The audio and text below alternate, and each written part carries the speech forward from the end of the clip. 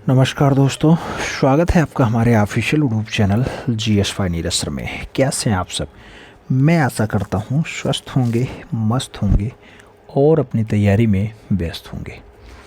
मित्रों, तैयारी आप लोग एक दिवसीय परीक्षा की कर रहे हैं जिसमें आपका समीक्षा अधिकारी भी हो, अन्य वनडे एंट्रेंस भी हो, हर जगह आपका GS का रोल होता है। आप जानते होंगे ज़्यादातर परीक्षाओं में आपके GS पूछे जाते हैं और उन GS के क्वेश्चंस को आप आसान भाषा में सॉल्व करते हुए आगे बढ़ते होंगे।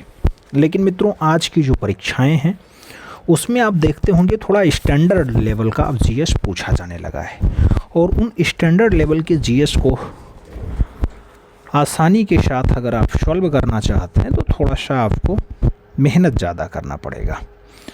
मित्रों, मेहनत कहने का मतलब यही है कि आप ज़्यादा से ज़्यादा क्वेश्चंस देखें और फिर उन्हें सॉल्व करते हुए आगे बढ़ें।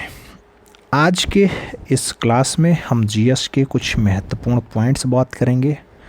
कह सकते हैं आप साइंस का टर्म है, कह सकते हैं आप फिजिक्स का टर्म है, तो उन्हें देखने का प्रयास करेंगे। कुछ महत्वपूर्ण भौतिक राशियां हैं, उनके मात्रक हैं, पूछे ही जाते हैं परीक्षाओं में, और कभी कभी प्रतीक के साथ मूल मात्रकों के पदों का मान भी पूछ लिया जाता है। आप देखते होंगे समतल कोण मापने के लिए स्टेरेडियन का नहीं रेडियन का प्रयोग करते हैं, जबकि घन कोण मापने के लिए स्टेरेडियन का प्रयोग किया जाता है। रेडियन का जो पद मान है मित्रों वो m/m है, जबकि स्टेरेडियन की बात होती है m²/m² हो जाता है। ऐसे अगर आवृत्ति को मापना है मित्रों तो आवृत्ति के लिए हर्ट्ज का प्रयोग किया जाता है, और हर्ट्ज इक्वल टू होता क्या है, सेकंड का इनवर्स हो जाएगा, यानी 1/s हो जाएगा। 1/s यानी s पे घात -1 लगा दो। ऐसे आप बल को नापना चाहते हैं मित्रों तो बल को सदैव जो है न्यूटन में मापा जाता है, और बल का जो आपका प्रतीक मात्र होगा वो N = kg × m × s के पावर -2 होगा मित्रों, यानी किलोग्राम मीटर प्रति सेकंड स्क्वायर होगा। कहने का मतलब ये है, बात समझिएगा। आप दाब और प्रतिबल अगर नापना चाहते हैं मित्रों तो कभी भी दाब और प्रतिबल का मात्रक आपसे पूछा जाए तो आप कहना पास्कल होता है। क्या होता है? पास्कल। और पास्कल की वैल्यूएशन क्या होती है? तो किलोग्राम के बाद आपको लिखाना है मीटर प्रति सेकंड स्क्वायर। मित्रों, किलोग्राम ऊपर रहेगा, उसके बाद ऐसे बटा लगा देना, नीचे मीटर लिखना, फिर सेकंड स्क्वायर कर लेना। चाहे आप बटा लगा करके नीचे कर दो या फिर ऊपर गुणा करो तो पावर में -1 और -2 कर लो, फिर काम हो जाएगा। सेम बात होती है। आगे बढ़ते हैं। ऊर्जा का, कार्य का, ऊष्मा का मात्रक क्या होता है मित्रों? तो ऊर्जा, कार्य और ऊष्मा का जो मात्रक है वो एक ही मात्रक है जिसे हम लोग जूल कहते हैं। क्या कहते हैं? जूल कहते हैं। और जूल की अगर बात आए तो जूल इक्वल टू होता है kg यानी किलोग्राम प्रति क्या, किलोग्राम के साथ आप मीटर स्क्वायर लगाओ, उसके बाद प्रति सेकंड स्क्वायर लगाओ, तो किलोग्राम मीटर स्क्वायर बटा सेकंड स्क्वायर आपका जो है वो जूल का मान निकल करके सामने आता है। शक्ति और रेडियंस फ्लक्स की अगर बात करते हैं तो उसका मात्रक क्या है मित्रों? तो शक्ति का मात्रक वाट होता है, और वाट इक्वल टू होता है किलोग्राम मीटर स्क्वायर प्रति सेकंड क्यूब होगा। जबकि विद्युत आवेश की बात आती है तो इसका मात्रक कूलाम होता है। आपकी परीक्षाओं में अधिक मात्रा में पूछा जाने वाला पॉइंट है विद्युत आवेश। Coulomb equal to A × S होता है मित्रों। आगे बढ़ें तो वोल्टता या विभवांतर की बात आती है। वोल्टता या विभवांतर जो मापा जाता है ये वोल्ट में मापा जाता है, और जो वोल्ट इक्वल टू होता है वो किलोग्राम मीटर स्क्वायर प्रति सेकंड क्यूब × A होता है। विद्युत धारिता की बात करें तो विद्युत धारिता का जो मात्रक है मित्रों वो फैरेड होता है। फैरेड इक्वल टू किलोग्राम पर ही माइनस लगा है, यानी -1 लिखा है, यानी 1 किलोग्राम, फिर मीटर स्क्वायर × सेकंड पे पावर 4 × A² रखना। विद्युत प्रतिरोध की बात करते हैं, ओम से मापा जाता है। ओम इक्वल टू होता क्या? सबसे पहले तो ये ओमेगा की तरह लिखा हुआ जो आपका प्रतीक चिन्ह है ये ओम है। Ohm equal to kilogram metre square प्रति सेकंड क्यूब × A²। ऐसे विद्युत चालिता की अगर बात करते हैं तो विद्युत चालकता को जो हम मापते हैं मित्रों वो सीमेंस में मापते हैं, और सीमेंस इक्वल टू होता क्या है? 1 किलोग्राम × मास स्क्वायर, नीचे ही 1 में ही रहेगा, 1/m², या फिर m के पावर -2 रखोगे, m के पावर -2 रखोगे, फिर s³ रखोगे मित्रों, s नॉर्मली क्यूब है, और फिर a² होगा। आगे चुंबकीय फ्लक्स दिया गया मित्रों, कई बार पूछा गया क्वेश्चन से वन डे एंट्रेंस का। वेबर होता है इसका मात्रक, वेबर इक्वल टू होता है किलोग्राम मीटर स्क्वायर, उसके बाद प्रति सेकेंड स्क्वायर इंटू ए। चुंबकीय फ्लक्स के घनत्व की अगर बात आती है मित्रों तो टेस्ला आता है इसका मात्रक, टेस्ला इक्वल टू किलोग्राम बटा सेकेंड स्क्वायर, और उसके साथ आप ए से गुणा कर दो, काम आपका बन जाने वाला है, टेस्ला बराबर हो जाएगा।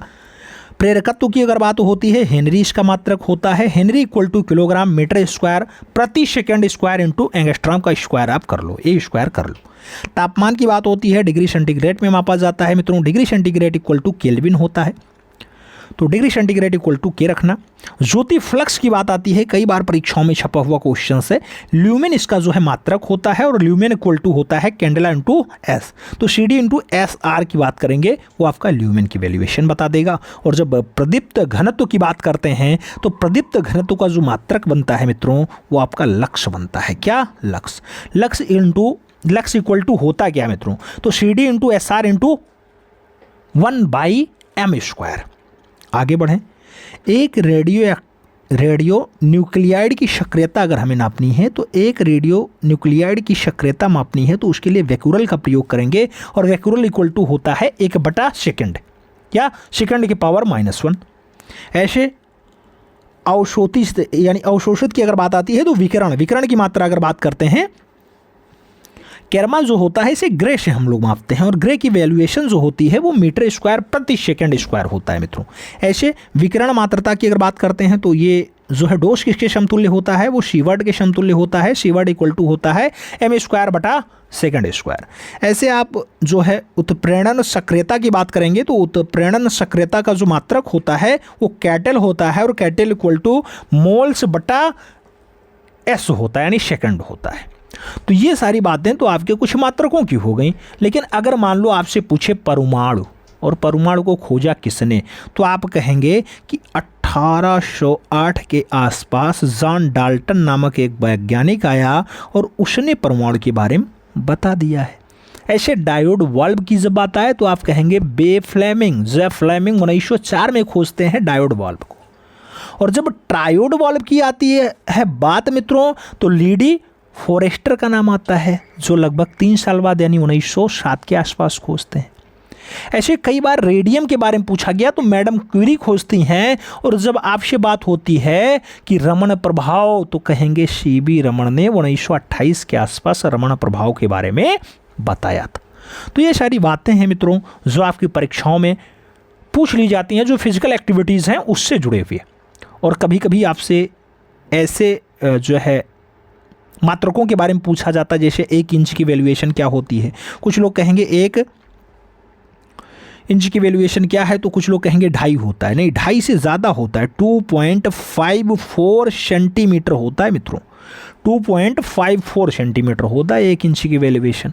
और जब 1 फुट की बात आती है मित्रों, तो 1 फुट कितना होता है, 1 फुट की वैल्यूएशन 0.30 मीटर होता है, ये भी बात याद रखिएगा। और गज में कितना होता है, तो इसी का 3 गुना कर दो। 1 गज की बात अगर आती है मित्रों तो कहा जाता है 0.91 क्या मीटर, ये गज की वैल्यूएशन आ जाती है। तो सबके अलग अलग वेरिएशन होते हैं। कई बार फैदम में द्वारा पूछा जाता है, तो 1 फैदम 6 फीट के बराबर होता है। 1 फैदम इक्वल टू 6 फीट होता है मित्रों, कितना, 6 फीट। तो ये सारी बातें आती रहती हैं, अलग अलग जो है मेजरमेंट होते हैं, सभी के अलग अलग जो है वैल्यूएशन होती हैं, कई बार पाउंड में, कई बार ग्रेन में, कई बार लीटर में, कई बार इंच में बात आती है, तो उसके लिए केवल कैलकुलेशन करना होता है बस। तो ये सारे पॉइंट्स आपसे पूछे जाते हैं, चाहे पीसीएस की परीक्षा हो, समीक्षा अधिकारी परीक्षा हो, या यूपी पुलिस की परीक्षा हो, जहाँ भी जीएस पूछा जाएगा वो लगभग जीएस सेम होता है, बस थोड़ा सा लेवल स्टैंडर्ड हो जाता है और कभी कभी थोड़ा सा लो लेवल का हो जाता है। कभी हो सकता है आपसे पूछ ले विद्युत मीटर या विद्युत बैटरी किसने खोजा, तो आप कहेंगे बोल्टा ने खोजा था, असेसार्डो बोल्टा। और कभी आपसे ये हो सकता पूछ ले कि मित्रों कंप्यूटर किसने खोजा, तो आप कहेंगे चार्ल्स बेबेज। तो कंप्यूटर को तो ज़्यादातर लोग जानते हैं, कंप्यूटर के पितामह चार्ल्स बेबेज हैं, तो चार्ल्स बेबेज हो जाता है। लेकिन जब आपसे बैरोमीटर की बात करता है तो ई टेरेसली बहुत कम लोग जानते हैं। तो यही होता है मित्रों, परीक्षाएं ऐसे ही घुमा के आपको रखती हैं। तो पढ़ना आराम से है, अच्छे से है, हर एक पॉइंट को समझते हुए चलना है, तब जाके काम बनने वाला है। तो आज की जीएस की क्लास कैसी लगी ज़रूर बताइएगा। उम्मीद है क्लास पसंद आई होगी, और ये साइंस की छोटी सी एक क्लास है, आप लोग कमेंट के माध्यम से ज़रूर बताइएगा। मिलते हैं शॉर्ट में, तब तक के लिए दिल से सैल्यूट। जय हिंद।